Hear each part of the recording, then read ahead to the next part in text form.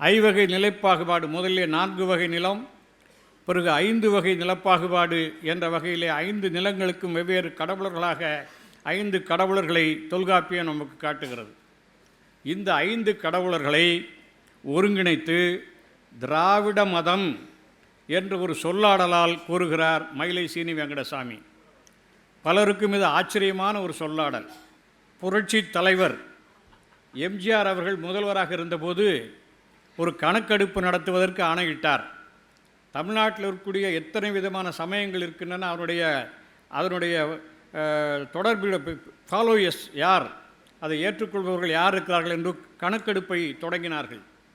அப்போது முதலாக கணக்கெடுப்பை அவரிடமிருந்தே தொடங்குவோம் என்று சொல்லி முதல்வராக இருந்தபோது அவரிடத்திலே போய் அது கணக்கெடுப்பை சொன்னார்கள், நீங்கள் சார்ந்த மதம் என்ன என்று சொல்லி. அப்போது அவர் சொன்னார், நான் திராவிட மதத்தை சார்ந்தவன் என்று சொன்னார்.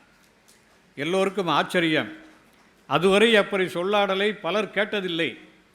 என்ன இவர் குழப்புகிறாரே என்று கூட நினைத்தார்கள். பத்திரிகைகளில் அப்படிப்பட்ட செய்திகள் எல்லாம், கேலி சித்திரங்கள் எல்லாம் வந்தன. ஆனால் அவருக்கு முன்பாகவே மயிலை சீனி வெங்கடசாமி திராவிட மதம் என்ற சொல்லாடலை பயன்படுத்தியிருக்கிறார். எனவே தமிழருடைய தொன்மையான கடவுளர்கள் 5 நில பாகுபாட்டில் இருந்த 5 திணை கடவுளர்கள் தான் தமிழருடைய கடவுளர்கள்.